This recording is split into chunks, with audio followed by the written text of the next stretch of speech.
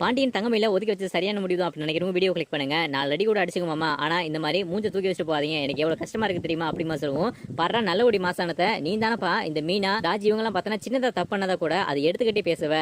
ஆனா இப்போ உனக்குன்னு வரும்போது அதை குத்தி காமிச்சு பேசுனா உனக்கு பட்டுக்குதா? அதுக்கெல்லாம் எங்களால ஒண்ணும் பண்ண முடியாது, நான் யாருக்குமே பாரபட்சம் பார்க்க மாட்டேன் அப்படி மாதிரி பாண்டியன் பார்த்தா நல்லா அசிங்கப்படுத்தி விட்டுறாரு. இன்னொரு பக்கம் பார்த்தனா மாணிக்கமும் வாண்டடா வந்து இந்த மாதிரி நாங்க குலதெய்வம் கோயிலுக்கு போறோம் அப்படிங்கிற மாதிரிலாம் சொல்லிடுறாங்க. இதனால பார்த்தனா கண்டிப்பா இவங்க கிட்ட சமாளிக்க முடியாது அப்படின்னு சொல்லிட்டு பக்கத்துல இருக்கிற ஏதோ ஒரு கோயிலுக்கு போயிருக்காங்க. அங்க பார்த்தனா இப்ப மாணிக்கு தெரிஞ்ச ஒருத்தர் பார்த்தனா இது உங்களுக்கு குலசாமியே கிடையாது அப்படிமா சொல்லும்போது சாமின்னு வந்துட்டா எல்லாமே குலசாமி தான் அப்படிமா மழுப்புறாங்க. இது கோமதி பார்த்தனா நிறைய சந்தேகம் வருது. இன்னொரு பக்கம் பார்த்தனா ஐயோ நம்ம வாழ்க்கையிலே பார்த்தனா பெரிய கலவரத்தை நம்ம அம்மா அப்பாவும் இழுத்து விட்டுறாங்க போல அப்படிங்கிற மாதிரி மயில் பார்த்தனா பயந்துகிட்டே இருக்காங்க.